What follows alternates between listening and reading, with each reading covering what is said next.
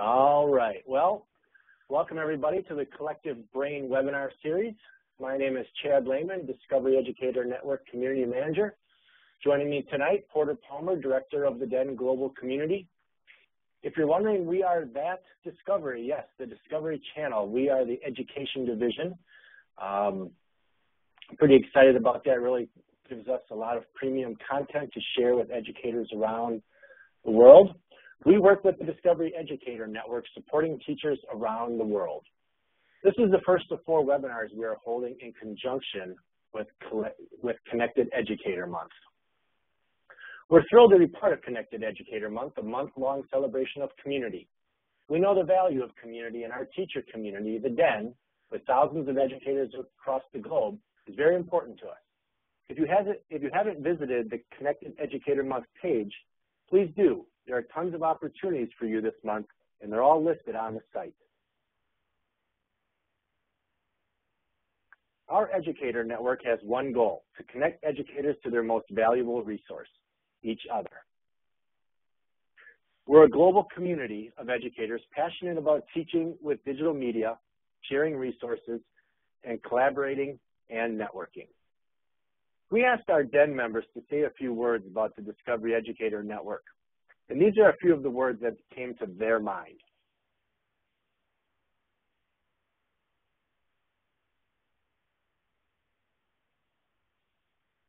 A couple of years ago, researchers from the Harvard Graduate School of Education did a research study about the Discovery Educator Network, and they found that the DEN has had tremendous impact on educators when it comes to professional development.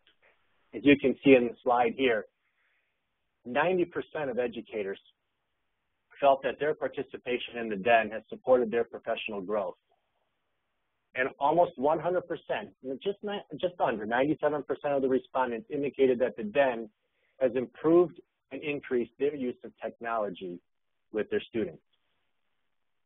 Now, among the DEN, we stay and get connected a number of ways. Our DEN blog network is huge. In fact, we've had over 10,000 blog posts on the DEN blog network, and you can visit those at denblog.com. Our community also connects to each other to share ideas via Twitter, Facebook, Edmodo, and Google+, as well as Pinterest. Give you a few seconds if you want to take a look at, jot down some of those URLs to join us. We also hold in-person events for members of our community around North America. Some of those events are led by the DEN team, and some are led by members themselves. Our highlight is our DEN Summer Institute. This institute is for our most active DEN members, members who truly know the value of an educator community. About 125 accepted applicants get to attend a week of professional development activity. This year, the Summer Institute was held at Montana State University in Bozeman. Previous institutes have been held in San Francisco, Washington, D.C., just outside of Boston, and more. It's truly an incredible experience for all in attendance. All right, let's move on to tonight's webinar. We call this session the Collective Brain because the ideas we're sharing are not necessarily our own. They have been gathered from DEN members and other educators who realize that sharing is important.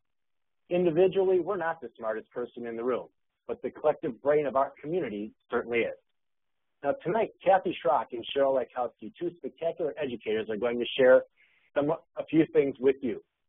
Kathy's going to share some information about infographics, and Cheryl will discuss lit trips. And Porter and I will follow up a little bit later. All right, first up is Kathy Schrock. Kathy has been a school district technology leader for quite some time. She's been an instructional technology specialist, an adjunct education professor, and more. She's currently teaching online graduate courses for Wilkes University as part of the Wilkes Discovery Master's Program in Instructional Media. All right, I'm going to pass the ball to Kathy, and she will get started.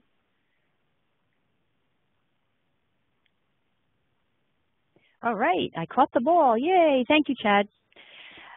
And I just want to say I just came off the Discovery the Den Summer Institute in Bozeman, Montana, and I encourage you to try to get to one of those. It was an awesome time, and I met tons of great educators who got tons of great ideas.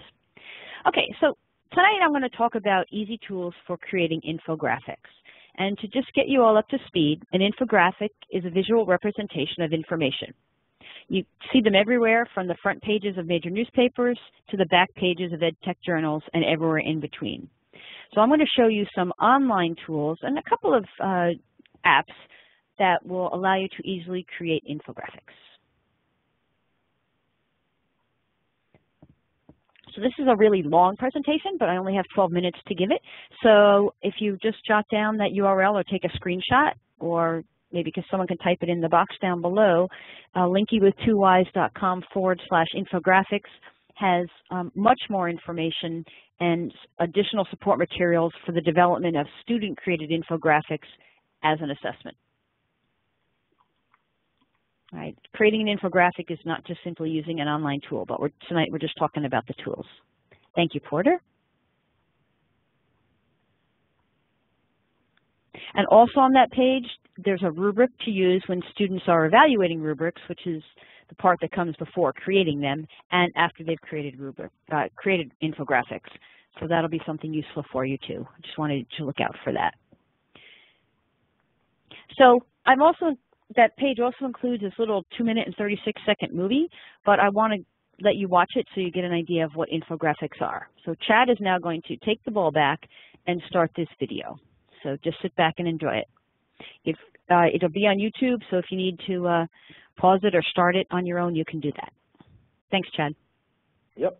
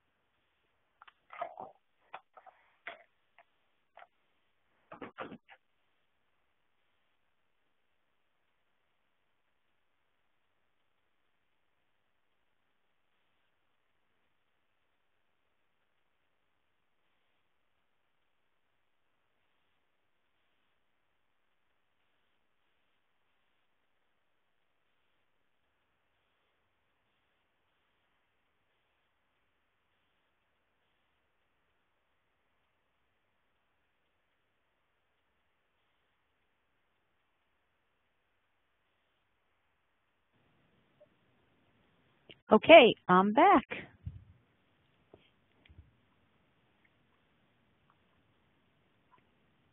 Thanks, Chad. Yep. So now that you have a little bit more understanding of infographics, I want to showcase 3 online and 1 iPad tool that can be used to create them easily. Using an image editing program is actually the best, but these tools provide a good way to make an infographic that looks really professional.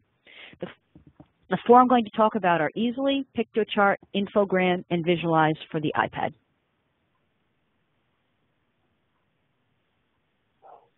So with Easily, you can start with one of their themes, use their artwork or your own, or even start with a blank canvas.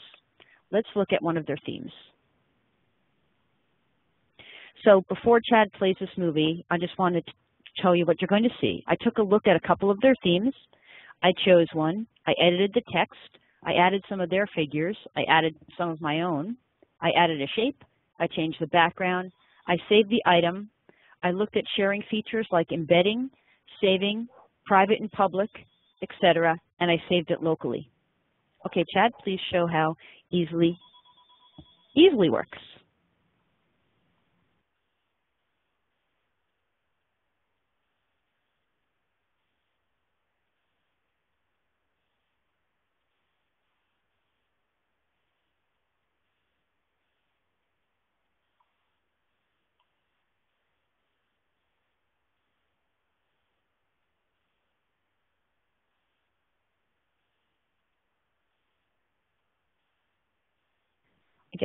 I guess I can talk over this one because there's no music. So I'm looking at a couple of the themes. Looked at their templates. I used Camtasia to make this, by the way, and put in the little bubbles.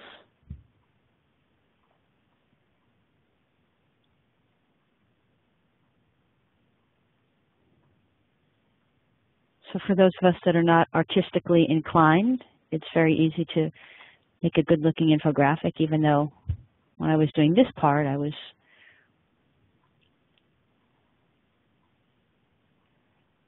not getting rid of the text underneath, but it's easily fixed.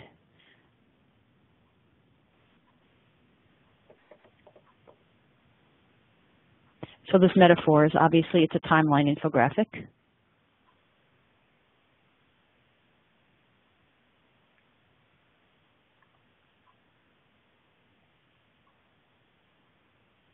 Kathy, it looks so simple. It's really simple, and their themes don't always follow the correct design with a main idea and then supporting details and then secondary supporting details.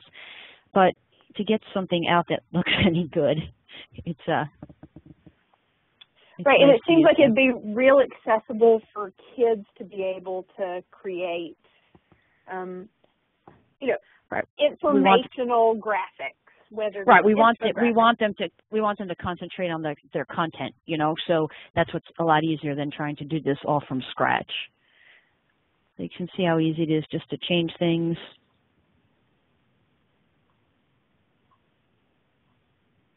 So I uploaded something of mine, which is just a googly-eyed picture that I was on my desktop.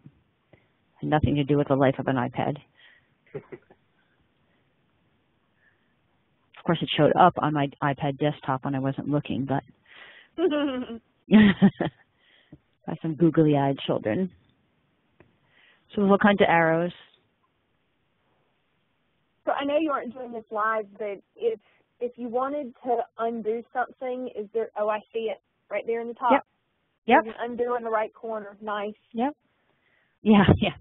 Exactly. And it's all web-based, so it's all, I assume it's Flash-based. You wouldn't be doing this on an iPad. And then once you close the editing, you can view it and you can share it. Nice. Yeah, so you can actually download it too. You can make it public or private. And so then I just opened it up locally. So it's just nice to have it right away downloaded. So I like the sites that allow you to share easily with just a click or two. That just makes life so much easier. Absolutely. Absolutely. All right, so that was Easily, which is very easy. The next one is Pictochart. And Pictochart, they give you an idea of how to use their templates. All right, so they tell you a little bit more about their templates. For instance, the second one, I don't know if you can see it, but it says the Internet, a theme suited for anything about the Internet, or a theme to describe product, service, features, or launches. That's the now this is something. So they're almost like templates in Publisher already set up for you. So let's watch a little movie of how PictoChart works. This is my attempt at making an infographic. So Chad, this is slide number 9. Keeping him busy tonight.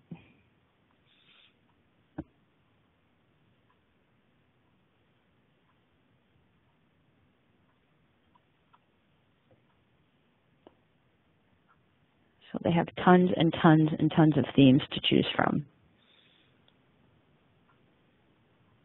And of course, you don't have to use it for the purposes that they say, but it's a good way for students to think about what are they trying to say, who is their audience, what is the purpose of their infographic.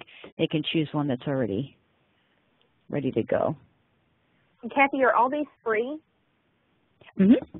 Yeah, there are, you can pay and get, more themes, but yes, everything's free. Nice.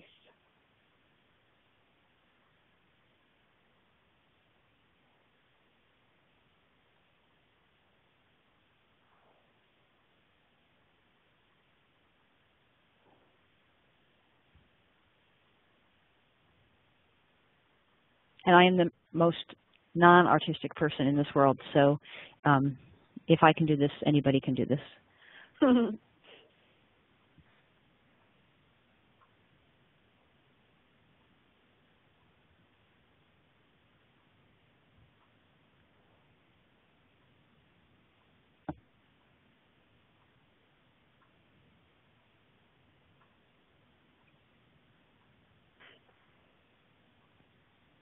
Oops.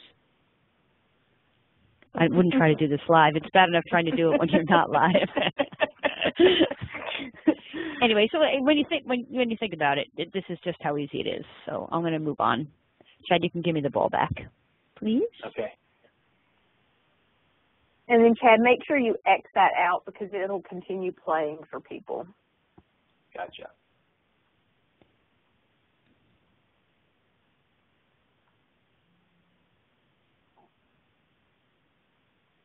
Oops, I'm back to, here we go.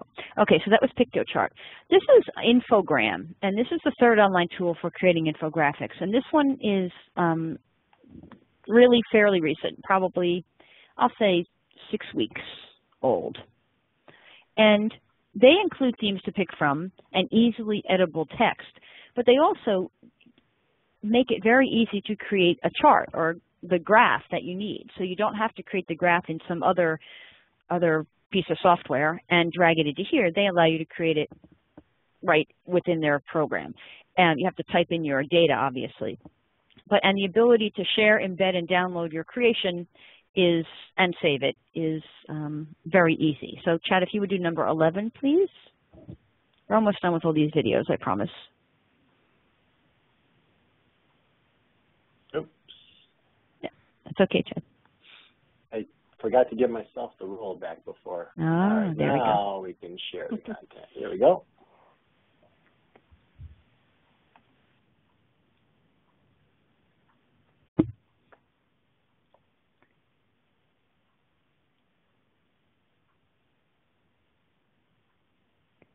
So theirs aren't as explanatory, their themes, as they were in PictoChart.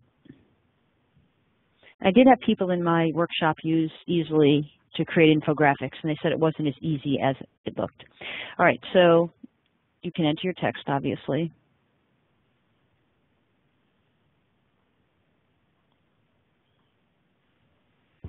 So do you think that Infogram is easier than Easily? Well, yeah, I didn't think Easily was that hard, but when they were trying to get stuff out of Easily, yeah, they were having a problem. Okay.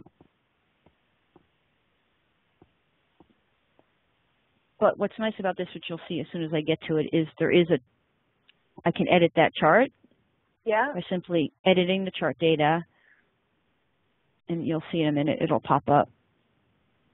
See, and I get my own little spreadsheet to put the data in, and then it edits the chart. Oh, nice. So you could. So they had it set up. I don't know if you could copy and paste into those boxes. I think you have to type them, but because it's interactive Flash, I don't think you could paste it in there. But you can load data. You see up above, it says load data. Oh, gotcha. So you could probably, You could upload an entire CSV file. Nice. Which I didn't see till you just said that, so that would be handy.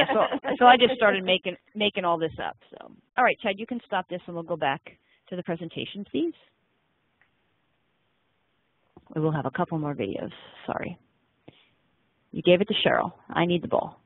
Oh. That's okay. There we go. Thank you. Oh.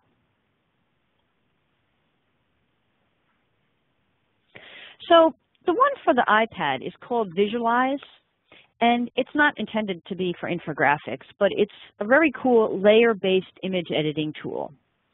So it can easily be used for that purpose if you have your own charts and images.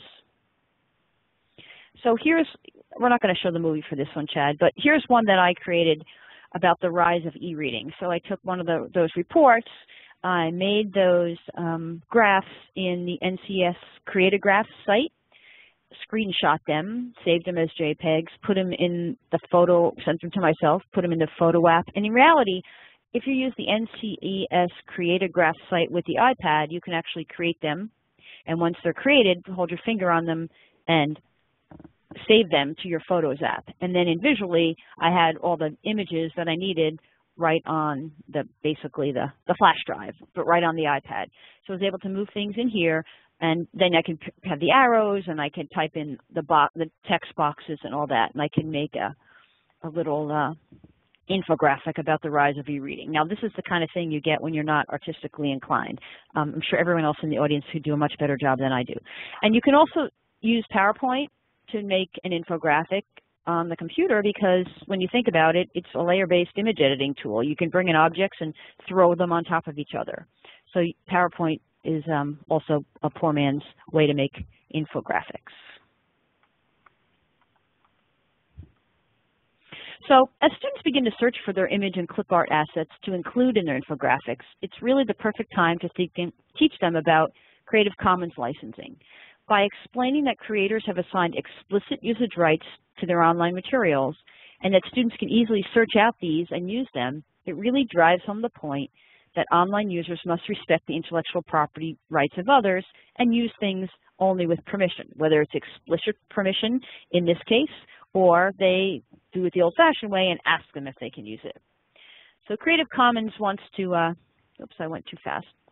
Creative Commons wants to help define the spectrum of possibilities between full copyright, which means all rights belong to the creator, to public domain, no rights, and Creative Commons wants to be some rights reserved, so allowing the creator to decide how and when their items may be used. So there are 4 parts of a license that a creator can apply. They all ask you when they put the license onto their creation that they put online that you give attribution in the way that they state.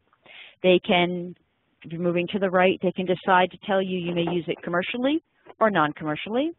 And think about when students are putting something into a media contest or something, they better use non-commercial licenses.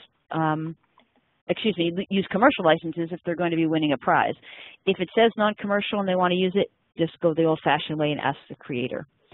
No derivative works would mean that the creator said, you can use my cow standing in the field picture just as it is. You can't crop it. You can't take the cow out of the field. You can't do anything with it. If they say you can make a derivative of their work, they can also then say the last license, which is share alike, which means if I, as a creator, allow you to change my work and make it your own, you have to give that same license to the work that you create. So Creative Commons actually, Creative Commons today came out with a Creative Commons licensing tool, which allows students to license their own work and walks them through the process. So I'll put the URL, after I get done with this part, I'll put the URL in the box. It's on my desktop, but it just came out today. It's pretty neat. Okay, to find Creative Commons licensing tools, items, you can use Creative Commons site, but I actually am always looking just for images. So if you go to Google Images and go to the advanced search page, you can see at the bottom, it allows you to choose usage rights. And that means those are Creative Commons licensing rights. That doesn't say Creative Commons here. Free to use or share, free to use or share even commercially, free to use, share, or modify, free to use, share, or modify even commercially.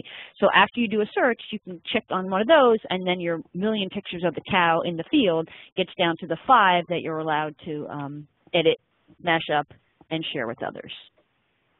The other place to look for Creative Commons images is on the advanced search page of Flickr.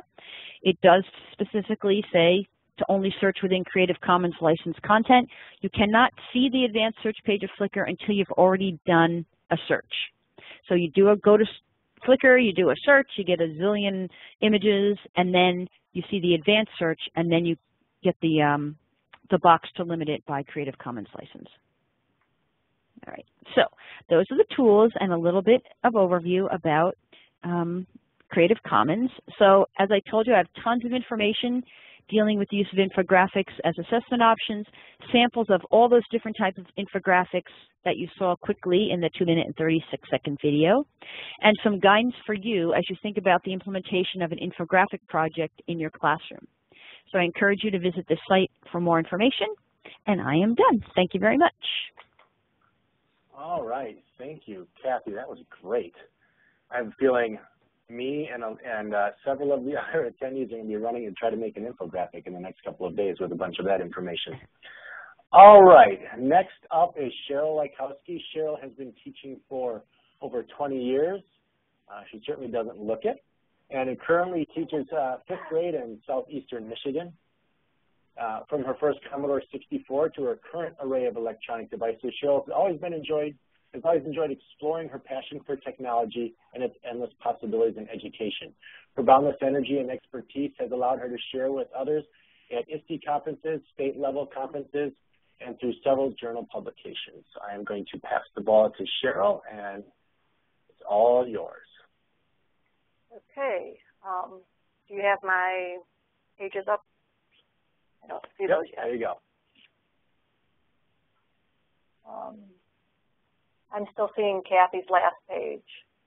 So Cheryl, right above the number 18, you should see numbers. You will find your name on a tab.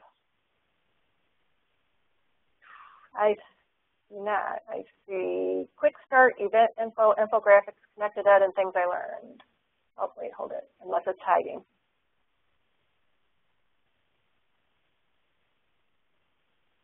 There. Okay. Hey. Well, welcome everybody tonight. I am Cheryl Lykowski, as Chad said, and tonight I was just going to kind of go through and talk a little bit about one of my passions that I have that I like to share with other educators and classrooms as well. Students, pack your bags, creating interactive literature journeys, basically Google Lit Trips, and here is my email and a website where you can get this particular presentation as well as some other presentations and an extended version of this presentation since I've kind of cut this one down a little. The creator of Google Lit Trips was Jerome Berg, a phenomenal educator. He is in California. He was a high school literature teacher, and part of his becoming a Google certified teacher, he created Google Lit Trips, and it has grown leaps and bounds since the day he created it. And I always like telling the story about when I first met him and I talked to him about how he came up with this great idea about creating interactive journeys with literature. He said that he was sitting around with a bunch of people one night and they were talking about what kind of projects they were going to do for the Google Teacher Academy. And somebody said, oh, you should just Google it. And he started thinking Google Lit, and it suddenly came out as Google Lit and then grew into Google Lit Trips. And the web address for Google Lit Trips is googleLitTrips.com. And as you can see on here, they are broken down into the different grade levels. So K-5, there's a 6, 8, 9, 12, and there is even some higher ed.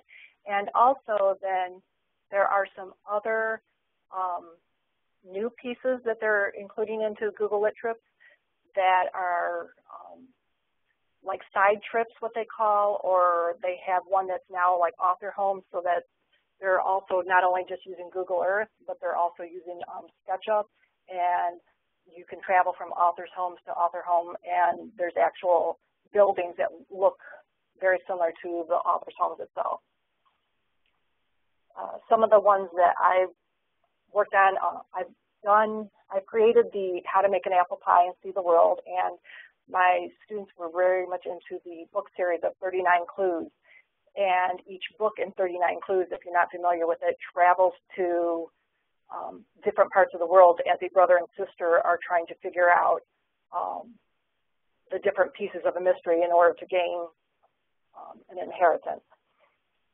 And I was able to, these two are not, the How to Make an Apple Pie in 39 Clues is not included on the GoogleLitTrips.com because I've included Discovery Educator Media in there, so I did not put it out onto Google Lit Trips.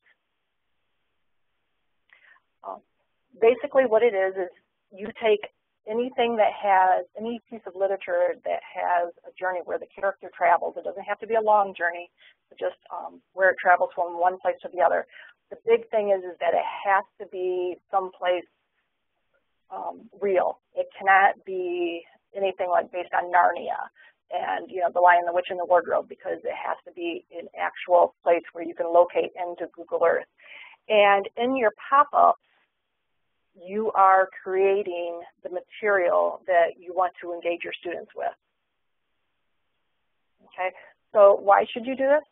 Well, by creating literary maps and using Google Earth and all types of multimedia, images, text, videos, audio, all of that put together, you have an engaged classroom, and you have kids who are really wanting to become a part of, not just having you read the story to them, but they are actually becoming part of that story. Okay, and as Jerome Berg said, it does put those students into the seat of them driving and actually experiencing what the characters have experienced. You are using all types of media, as I said, the literature, and then the Earth, using Google Earth itself. You are creating a virtual expedition, virtual field trip, if so, and it has become multidimensional when you are bringing that into the classroom, because you can create one yourself as an educator and present it to your students to help guide them as you are reading a novel in class, or there are ways that students can learn how to create these themselves, and maybe each group of students is creating something based on a chapter.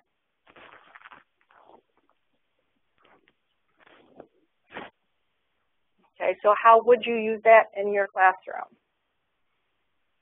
You're going to choose a book or a story that has a strong sense of place. Like I said, it has to be a real place. Cannot be anything fictional like Narnia. And it does not have to be where a character is traveling for, you know, years and years. It can be a fairly short journey where they've traveled to only a couple different places, even around the block. Okay. Also, ways I've also used this and kind of done a takeoff or spin-off on this in my classroom is by using it to relevant activities that have been involved. The students really, when I was teaching 5th grade, my students really were getting into Amazing Race. And if you're not familiar with that, it's a reality show that teens travel from place to place in the world and do competitions and games and things like that until they are, you know, they figure out who the last team is standing. And they traveled to some really phenomenal places in the world, and my kids were becoming very interested in that. So on Monday morning, when it showed on Sunday nights, the kids were coming into the classroom and talking about that. And so I had students creating Google Trips or Google, like an interactive Google journey based on where the participants from that reality show had gone that week. And they were learning so much different pieces of geography, something better than I could have ever taught to them in using, you know, a social studies book or such. Okay, the place marks that you're putting in, you can put text in, you can put images, you can do hyperlinks, you can include video, audio, anything like that. You can even include PDF. The main thing is that whatever it is that you are putting or including into that pop-up it must be housed online or on the web somewhere. It can't be hosted on your desktop. It has to be put somewhere on the web so that Google Earth is actually pulling a URL address for that. And really, you are only limited by your imagination on how you can include this into the classroom. If you check out Jerome Berg's site, that he has some fantastic resources, along with, if you go to my techconferences.wikispaces.com site, you could, we both have created step-by-step instructions on how to create and place different pieces of multimedia within your pop-up. Very, very easy to do. Jerome Berg has also included a couple different ways to have students thinking about creating their own Google Lit trip, and rubrics, the thinking guides, and mind maps for things like that, and having them plan that out. I will say that the one thing that I had a hard time getting used to when I first created my very first one several years ago was deciding what pieces of the literature I wanted to include in my travel. And one way I kind of did that was I took the book after reading it several times, and I started using sticky notes and little Post-it notes and deciding, you know, which piece did I want to include a video, where did I want to include, you know, a hyperlink, you know, where did I just want to include an image with some text. And so it took a lot of mapping it out first, almost like old school on paper, before actually ever opening up Google Earth. And this just kind of gives you another way of bringing that information real and making it real and relevant for students, rather than just kind of teaching that story to them. You are making them an interactive part. And I did see in the chat room that there's a couple places, a couple people have talked about teaching geology, the Underground Railroad, and there are some pieces I know. Watson's Go to Birmingham is in there. Fever is in there. Older books, books for older students, or Night.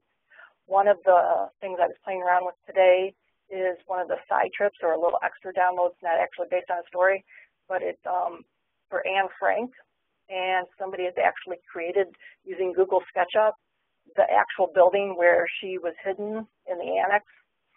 And there's a 20-second video that is included in that actually has about 4 or 5 seconds of Anne Frank actually in the window, and it's the only known live footage of Anne Frank that people know of as of right now. So that was really an interesting thing to see. And like I said, you're only limited by your imagination, and there's all of these are there located on Jerome Berg's site. You can download them. They're actually the file that you actually open up when you download it. You open it up right into Google Earth, and it gives you already everything in order, place marks, everything like that.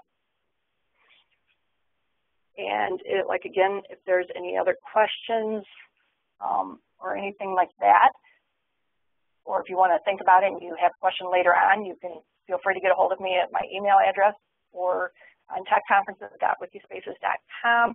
The sidebar link for this would be Connected Educators, and it would be called Pack Your Bags. That is the limited slideshow that I'm showing you tonight. But if you look at some of the other links, there are more extended versions along with downloads of helping you out. And these are some of the resources that I've used for tonight. Jerome Berg has a great book out that's available through Amazon on book mapping. And he also has some great videos on Vimeo. And if anybody has any questions, I'd be glad to look at those.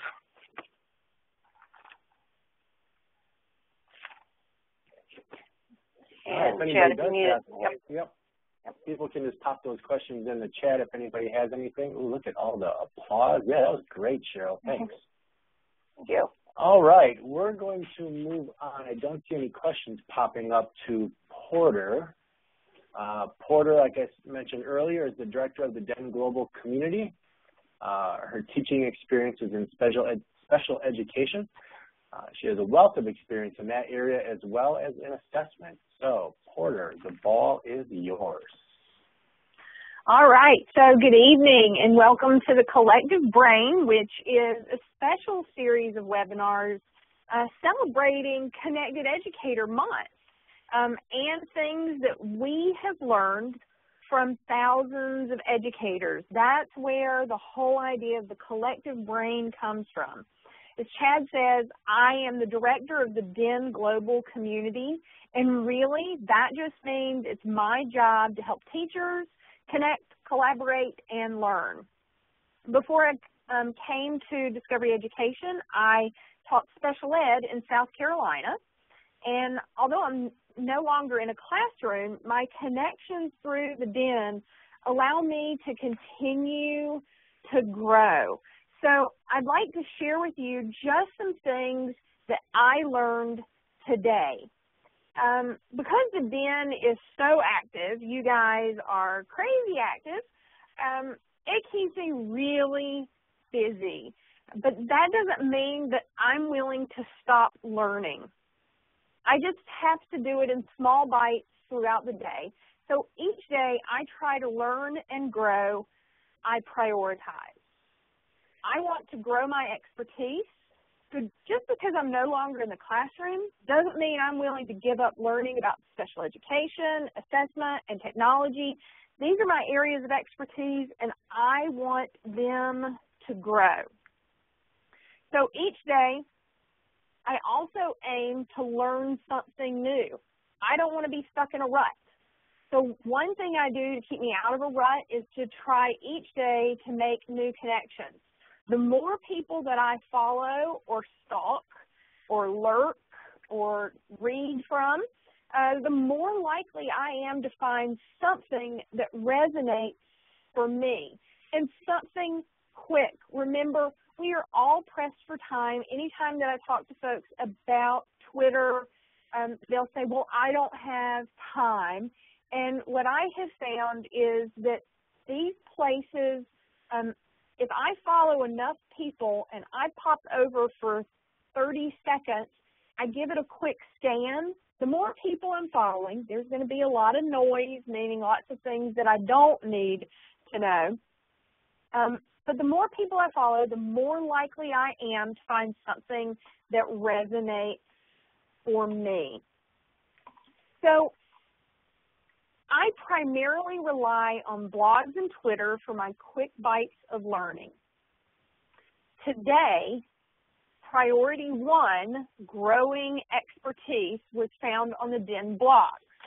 Members of our DEN Leadership Council from Georgia, Monique Lyles and Katie Searcy, shared a live binder on digital authentic assessment. And of course, this is an area that I am interested in. Live Binder is a free tool that allows you to gather, or I like to use the word curate because I think that I work in a museum, several websites and other digital artifacts on an electronic binder. So I want us to go look at some of the resources that Katie shared. So guys, right now it's live, L-I-V-E, binder, and you guys don't need to worry about any of the links. I've got a link to all of this for you at the end. There was also a question about, is this going to be archived? Absolutely. I promise you 99.99% of all of the DEN's webinars are archived, so you never have to worry about that. The times that it's not archived is when somebody forgets to hit the button that says record. So I'm going to share my desktop with you guys. Now, just so you know, this could cause a slight delay. So you might see things a few seconds after I see them. And you're going to lose the chat window for a minute. The chat window will probably go hide up at the top of your screen. So I'm going to share my desktop, and you'll see a flicker. And now you should see a live binder called Digital Authentic Assessments. And remember, I've got the link so you don't have to worry about writing down that link. So let's look at some of the resources that Katie shared. She has a variety that are ideas that she has either implemented or plans to implement in her classroom to assess student learning. And she encourages students to use these tools. So these are all just tabs that she has created, like Voki. This is a website that you can use. There's a tutorial on it. We're actually not going to look at that. I can go to the Voki website for you so that you can see how just the tabs work in LiveBinder. But she encourages students to use these tools to create things. Voki, they create speaking avatars. So they can give a voice to these avatars that they create, allow them to do the book report. So you could have a Shakespeare character sharing why he wrote Romeo and Juliet, what his inspiration was. I'm particularly fond of this old school newspaper generator. Really simple. You fill out the name of your fake newspaper, the date, the headline, and students write their story in this and then generate, and it's going to create a cool little fake newspaper. You can create flyers. This is a new website that I've learned about just this year from folks in the Den called S'more. And it's a way to create handy flyers. Let me scroll so that you guys see.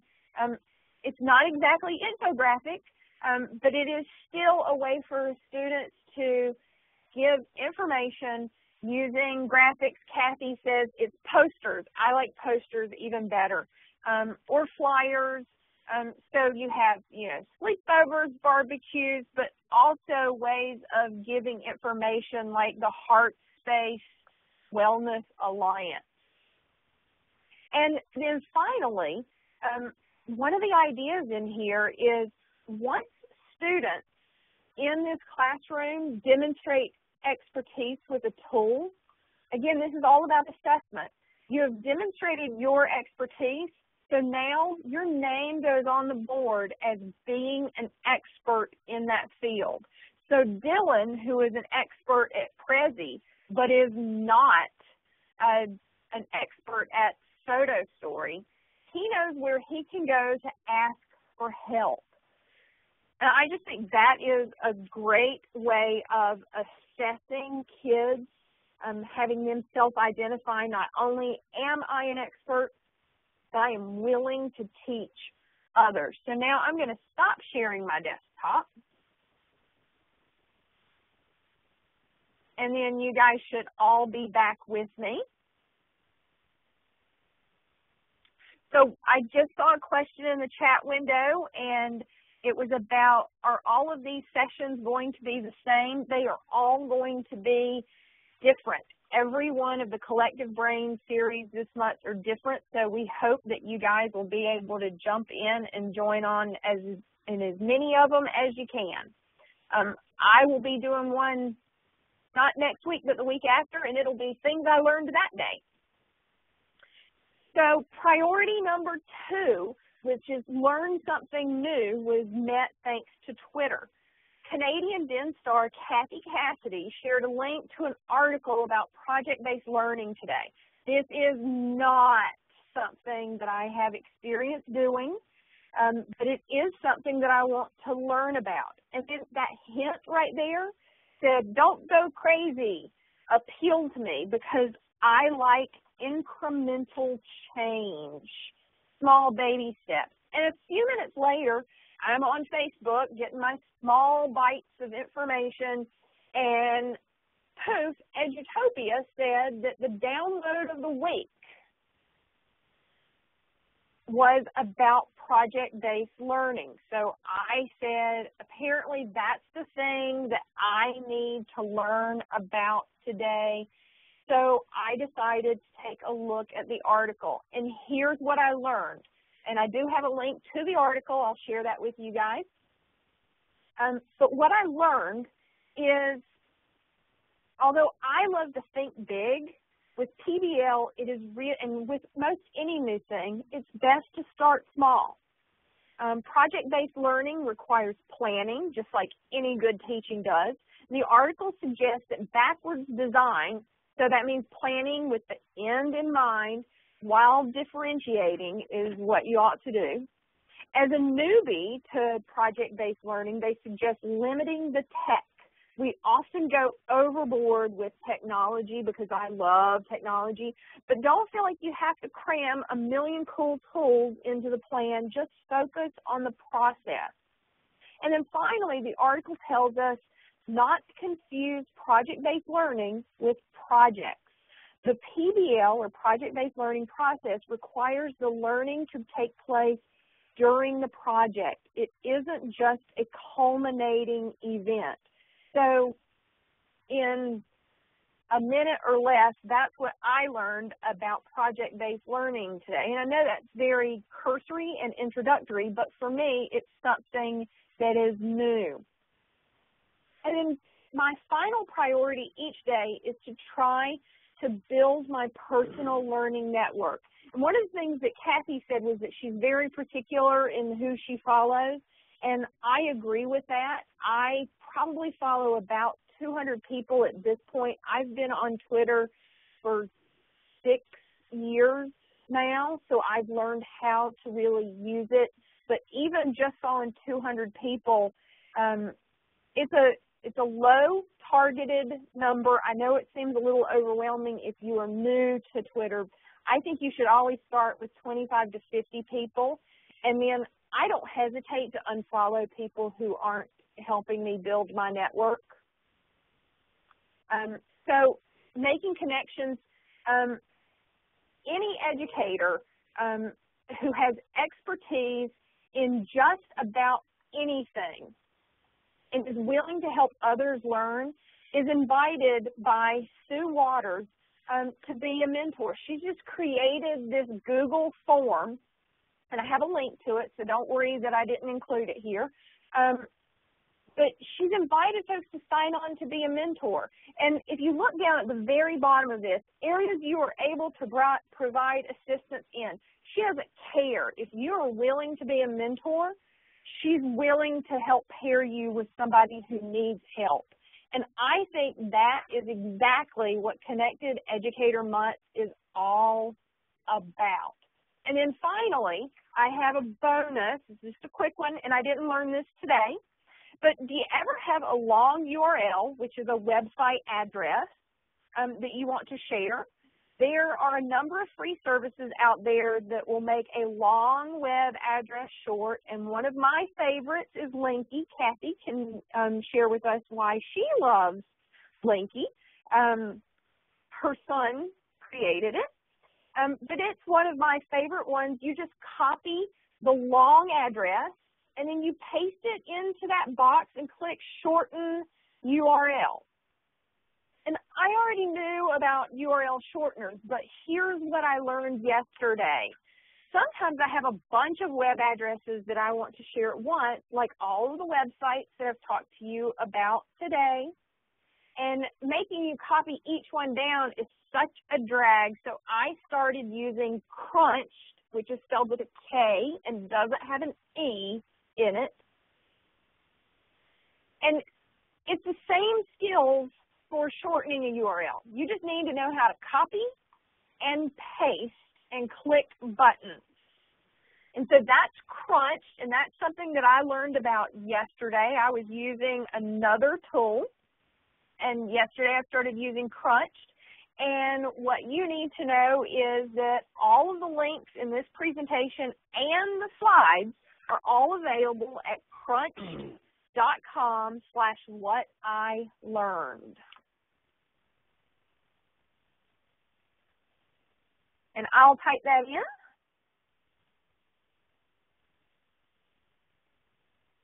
And thanks so much, Chad.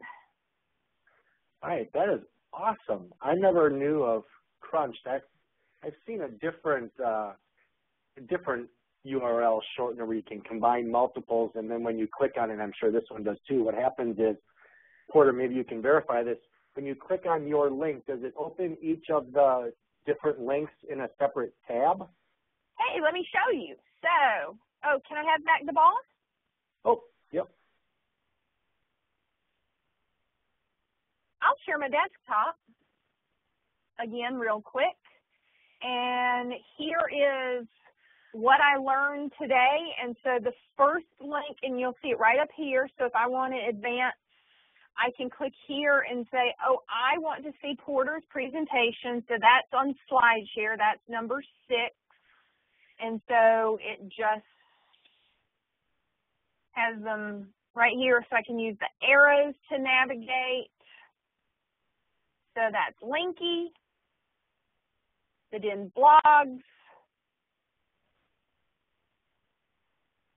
the link to Sue Waters' page for you to sign up to be Twitter mentors, which isn't about mentoring people how to use Twitter. It's about using Twitter to help mentor people. And so that's how that works. I'm going to stop sharing, and then I'm going to answer one more question. There are questions about will this be recorded? Yes, we record all of our webinars, and it will be posted to our YouTube page, and I'll put the link in the window as soon as Chad takes over. All right. I think what I'm going to do, since we are almost approaching the top of the hour, is I'm going to save what I was going to share to next week's Collective Brain webinar, because I do have a couple more things, just kind of housekeeping items that I want to just bring up to everybody so that you're aware. So if you do want to catch what I'm going to share, which is some fun with still images, hopefully you can join us next week.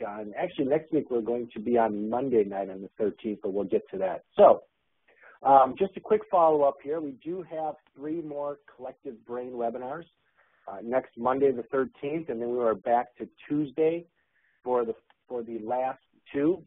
And as Porter mentioned, and we noted in the chat, these will all be different webinars. We have different members of the DEN team presenting. We have different DEN gurus presenting, some of our experts from our DEN community. 7 o'clock Eastern time for all of these, and the link there is at the bottom as well. So hopefully you can join us in the future for more Collective Brain webinars. A couple of things I quickly want to point out. Our Texas DEN Leadership Council, which is a group of DEN members who sort of take the lead on events and activities going on in Texas, have a fantastic Twitter chat called Appy Hour. And they hold it the 3rd Tuesday of every month.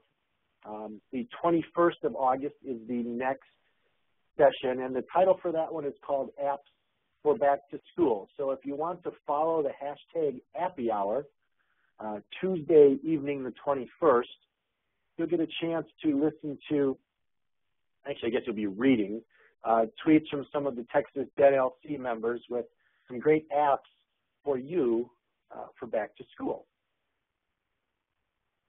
Also want you to save the date.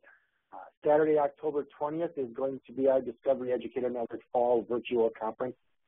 This is a free full-day professional development session, and we will have sessions beginning most likely around 9 a.m. Eastern to about 3 p.m. Eastern. We're still putting the final touches on the schedule and getting things organized, but the date is firmly set. In addition to all of the sessions being streamed live on this date, there will also be some in-person events around the country. So perhaps there's going to be a DEN VertCon live event in your neck of the woods on October 20th. So stay tuned to the DEN blogs and through our social media channels, and you'll get some more information in the coming weeks related to the DEN Fall Virtual Conference. Okay, just a couple of quick notes about the DEN from some of our members, and I'm not going to read these to you because I know you all can, but we've got a fantastic community, and I know some of the people in the chat have noted that they love the Den. I love the quote in the middle here. The Den takes average people and makes them superheroes. I think that's just a neat way to sum up the Den. All right, if you're looking to connect with us again, twitter.com/discoveryed, facebook.com/discoveryed. The Google Plus URL is fairly long, so I use a tiny URL shortener, tiny.cc/DenG+. Also, you can connect with us on Edmodo and Pinterest as well. And as Porter mentioned, the archive for tonight's webinar will be posted to our YouTube channel, youtube.com/discoveryeducation. I know I've got on here in a few days. It probably will be next week at some time to be a little bit more realistic. And then if you are looking for a certificate of achievement or participation for this event, we do have that available for you, tiny.cc/dencerts. Go to that link and you can type in your name and you'll get a customized certificate for participating in this Collective Brain webinar. We will have a separate certificate for each of the webinars. They'll all have different dates on. So if you need or if you can use this type of participation for professional development growth in your district, this is a great way to prove that you are here. So again, thank you for joining us. Hopefully you've experienced the power of the Collective Brain and the Discovery Educator Network, and along with many of the people involved with Connected Educator Month. You know, we know how great the community is and how important it is, and that's why at the Den we connect educators to their most valuable resource, each other. Have a great night, everybody.